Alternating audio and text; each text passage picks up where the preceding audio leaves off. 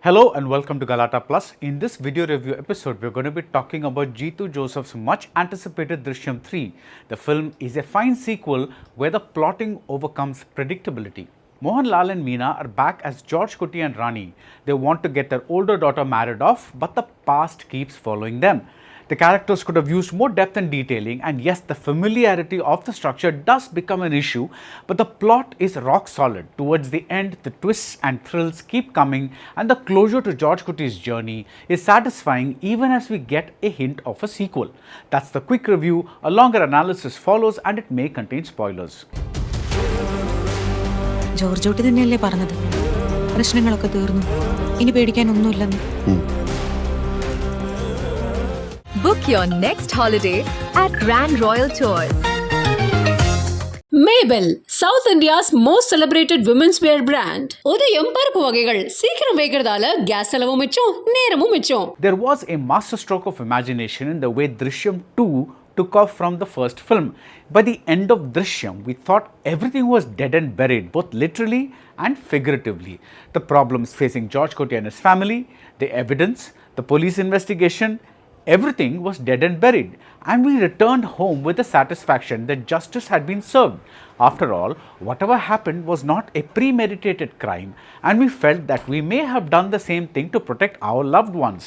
But Drishyam 2 played with the idea that there is no such thing as a perfect crime.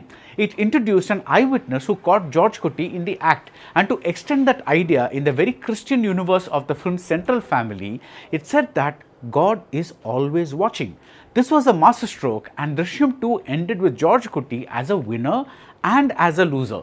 In the eyes of law, in the eyes of the cheering audience, the cheering theatre audience, myself included, he won.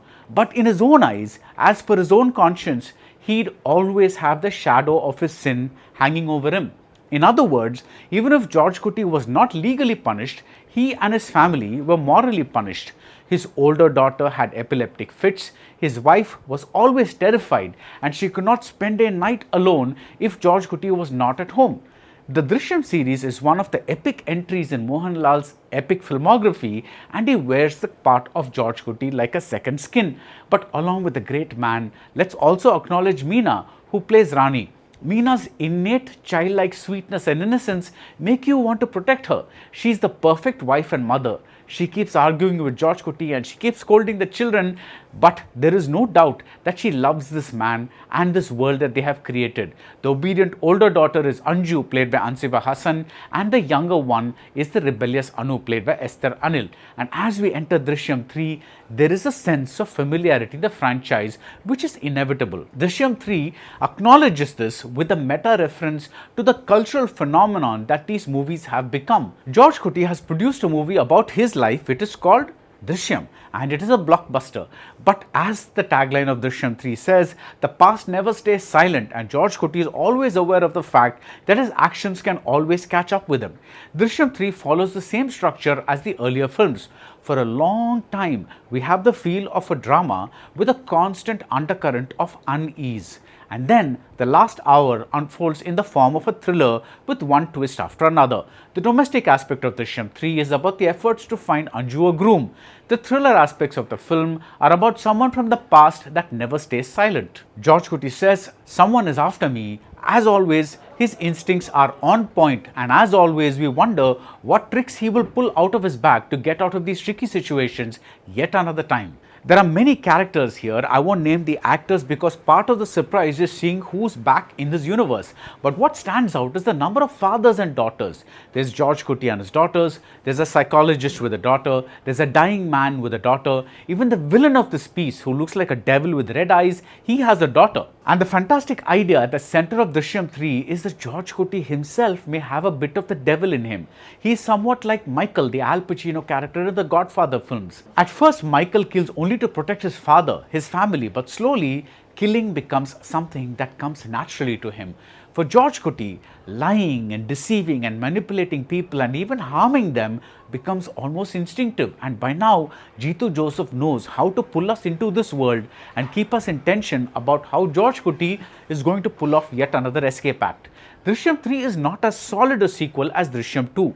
For one, we now know the design of these films, and two, the scripting is a little loose. A television reporter who is a big part of the beginning slowly gets lost. She could have been used to suggest how yet another daughter is paying for her father's actions.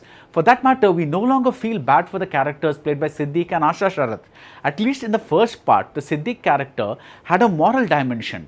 But by now, the films have forgotten that their son was a sexual offender who preyed on an underage girl. And I wish that that point had been used to construct some kind of drama with the parents. Maybe we could have seen that even a moral man can over time become a criminal.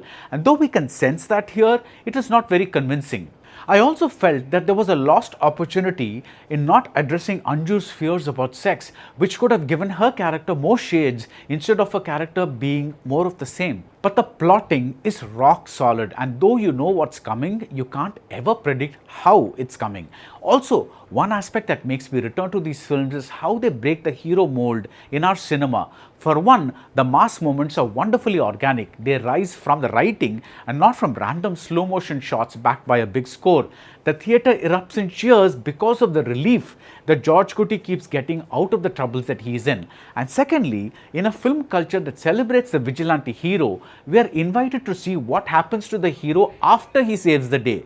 The sequels are all about George Clooney paying for his one act of taking the law into his own hands. I like the crime and punishment aspect of the ending, but if the sequel that is hinted at does happen, that is Drishyam 4, I hope that it deepens their characters along with the plot. But yeah, whatever the case, I will be in line. That's it about Drishyam 3. If you like this video review, do subscribe to Galatta Plus and see you soon at the movies. Book your next holiday at Grand Royal Tours. Mabel, South India's most celebrated women's wear brand. உதயம் பருப்பு வகைகள் சீக்கிரம் வைக்கிறதால case செலவும் மிச்சம், நேரமும் மிச்சம்.